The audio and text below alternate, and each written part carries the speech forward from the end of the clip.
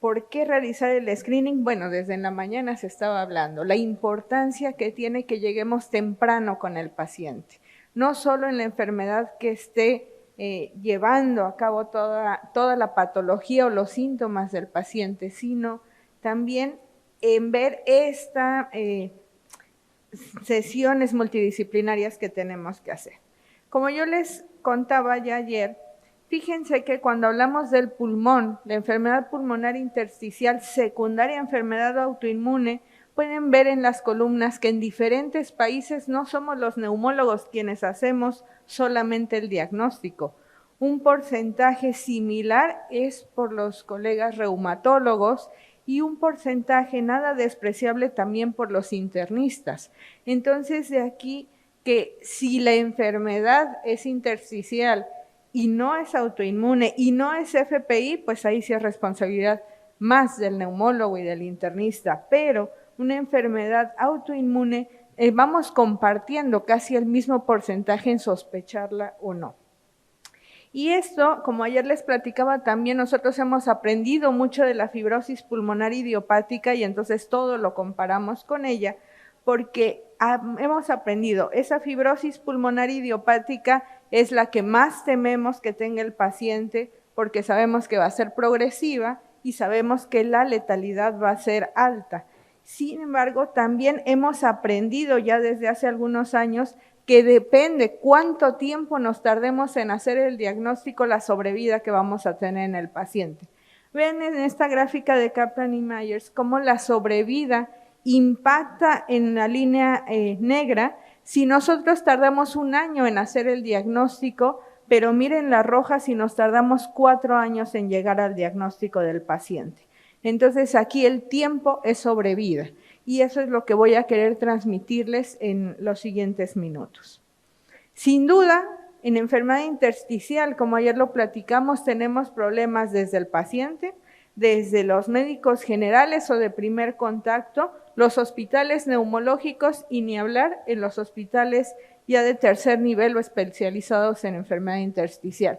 ¿Y cuál es nuestro principal problema? La falta de conocimiento de la enfermedad, que en la mañana ya lo escuchaba. Recuerden, si no lo sospechamos, no lo diagnosticamos. Y todavía una cosita más, los síntomas que va a presentar el paciente con enfermedad intersticial realmente no son tan específicos. Entonces, si ven ustedes, tanto para el paciente como para el médico general, esos son los 2 primeros puntos más importantes o los desafíos que tenemos. Un paciente con disnea de esfuerzo deja de hacer esfuerzo. Si yo me siento mal, no subo escaleras, utilizo el elevador. Si yo me siento mal caminando, no camino, utilizo el auto. Y la tos a veces decimos es la tos normal, es la tos del fumador, es la tos del viejito, y entonces toser nunca es normal. Entonces eso, el paciente puede llegar con su médico y decirle, yo tengo tos y tengo falta de aire. No se preocupe, es porque usted está envejeciendo. Bueno. Y si me da un jarabe para la tos, no uno, les dan muchos jarabes para la tos y el síntoma sigue.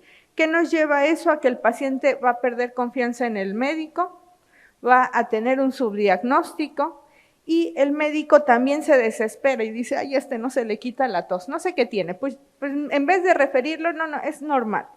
Y bueno, cuando por fin llega con el neumólogo, resulta que el neumólogo dice, pues sí tiene tos, tiene disnea, y nos vamos a un diagnóstico erróneo, a lo que es más frecuente, al asma o al EPOC.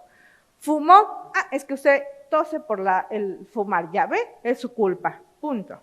Bueno, denle un inhalador, lo veíamos en las sesiones ayer, en los casos clínicos, ahí se queda el diagnóstico, y no. Resulta que si no vamos buscando, se nos va el diagnóstico. Y cuando llegan por fin al centro especializado en EPID, bueno, ahí también ayer nos enfrentamos durante los casos a varios puntos, a que no tenemos todos los estudios, platicamos ayer mucho de las pruebas funcionales respiratorias, de la tomografía. Entonces, como ven, al neumólogo también le cuesta trabajo hacer estos diagnósticos. Interesados realmente aquí, yo diría que en este artículo se quedaron cortos, porque si ven no estamos todos, está el médico general, está el neumólogo, el radiólogo, Y ya en el centro experto de PID es donde entran las otras especialidades, pero realmente no. Aquí tenemos un punto importante en los pacientes.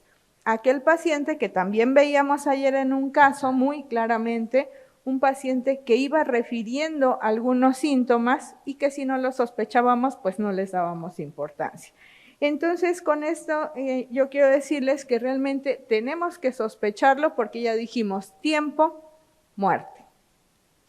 Entonces, en este punto se han hecho en los últimos años diferentes algoritmos tratando de que nosotros vayamos sospechando y bueno, si los datos clínicos no son tan relevantes, pues entonces han dicho la tomografía. A través de la tomografía, y ahorita voy a mostrar un algoritmo posterior, que realmente ahorita nos están diciendo que con esa tomografía que a todos los pacientes deberíamos hacer, pero ayer nos lo dejó muy claro el doctor Caro, en aquellos pacientes que tengan factor de riesgo.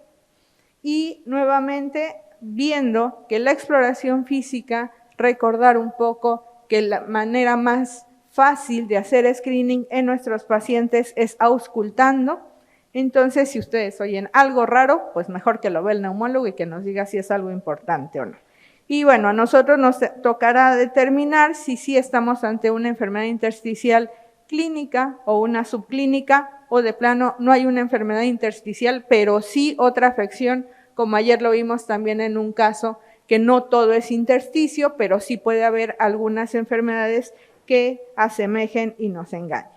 Entonces, como les comentaba, todo esto nos lo ha ido enseñando la fibrosis pulmonar idiopática, y nosotros cuando nos llega un paciente intersticial, lo primero que tenemos que descartar es que no sea una fibrosis pulmonar idiopática. ¿Por qué? Ya les dije, porque eso nos da miedo que lo tengan los pacientes. Entonces, esto ha desarrollado en este último año este estudio donde nos dicen la probabilidad preprueba que nos puede dar la clínica. Y aquí están los estertores. Y esto nos da tan alta como un 70-100%, pero tan baja como un 0 a 30%. No nos funciona, vamos a la tomografía. La tomografía tampoco nos ayuda al diagnóstico, ayer lo vimos, a veces no es del libro el cuadro, nos vamos a la biopsia y ahí ya hablamos de certeza diagnóstica postprueba y sin duda la evolución del paciente también nos dice si es una FPI o no.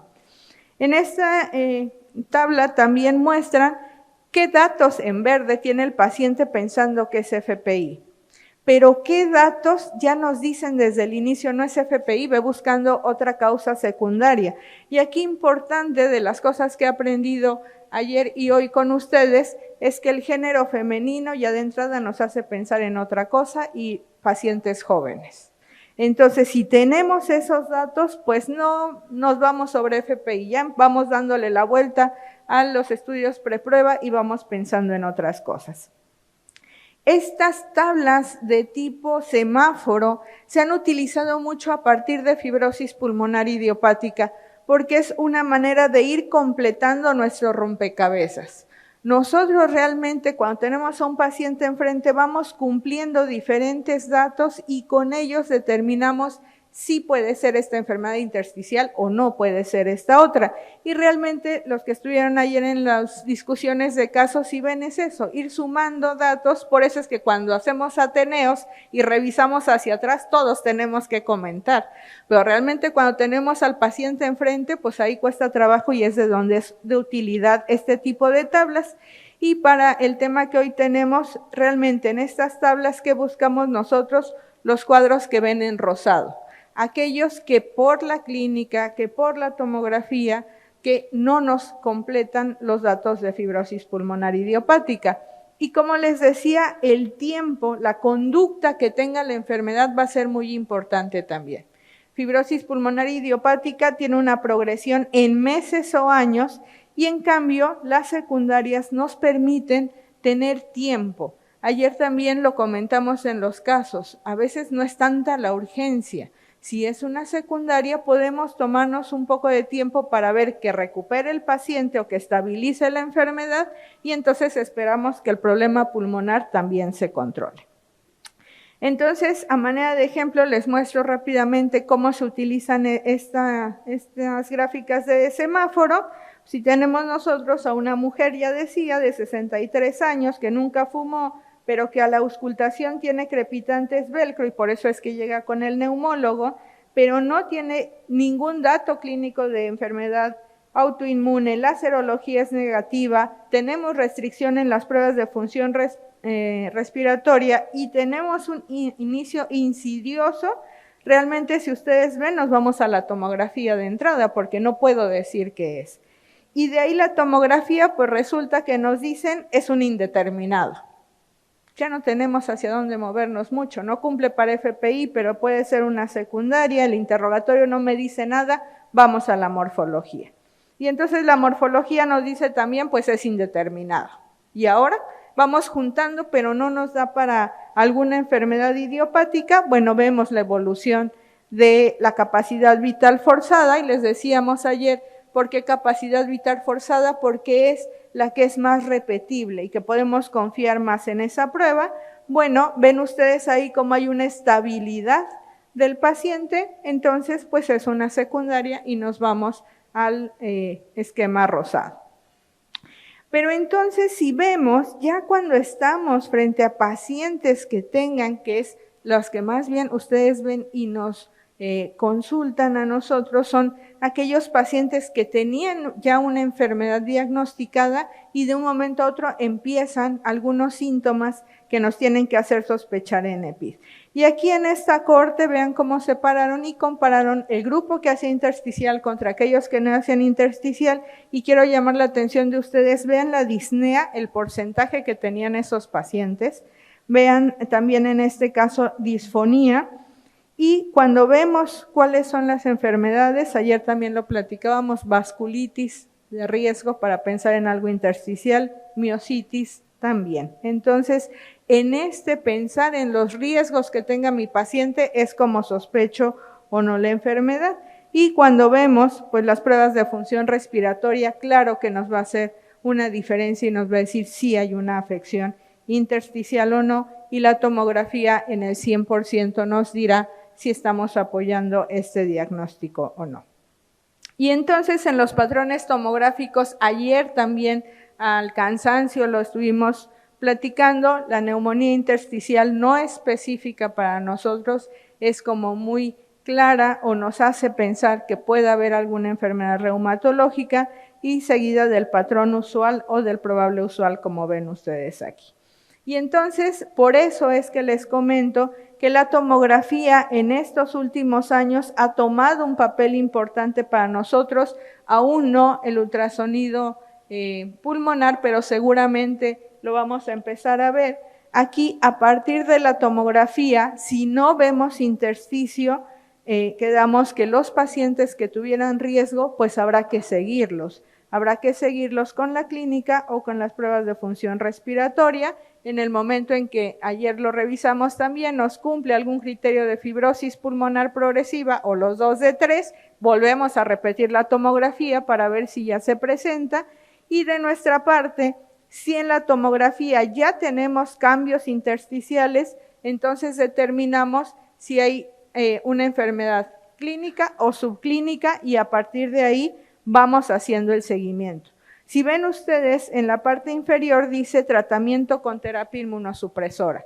Ayer, la última discusión y el último caso que fue el que más quizá disfrutamos por esta discusión que se dio sí o no, bueno, nosotros tenemos que ir con ustedes de la mano qué terapia inmunosupresora, porque si los síntomas van empeorando, ya lo decíamos, tendremos que ir escalando y les tenemos que preguntar a ustedes qué más está haciendo este paciente, porque nosotros hemos llegado al tope a decir, bueno, sí está aquí, pero ¿qué más vamos a ir haciendo? Puedo agregar antifibrosantes ahora, pero no tengo más arsenal, entonces de ahí vamos trabajando con ustedes, pero vean aquí que la difusión es donde toma un papel cuando ya estamos con estos pacientes que no nos están respondiendo como queremos, porque hay que recordar que la hipertensión pulmonar nos puede estar afectando los síntomas del paciente. Entonces ya no es cosa nada más del reumatólogo y del neumólogo. Aquí tenemos que tomar de la mano también al experto de hipertensión y junto con ellos ver qué podemos más hacer por el paciente. ¿Y esto por qué? Porque ya les decía, sí, culpar a la edad de muchas cosas.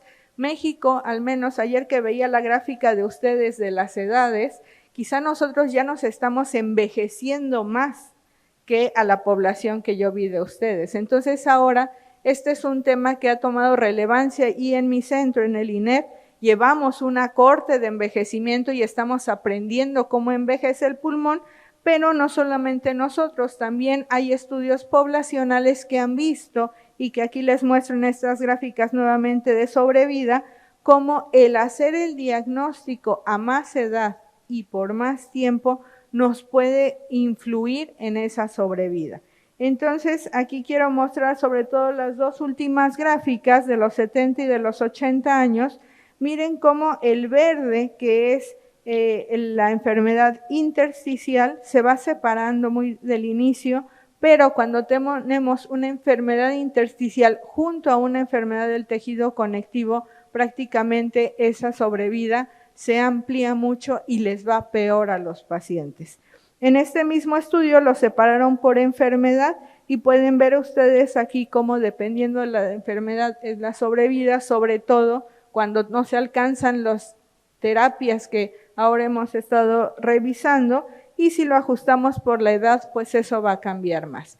Entonces, de aquí la importancia de hacer diagnósticos tempranos, siempre pensando que es por la sobrevida del paciente, por evitar las secuelas que comentaban en AR, y qué mejor que mantener la vida.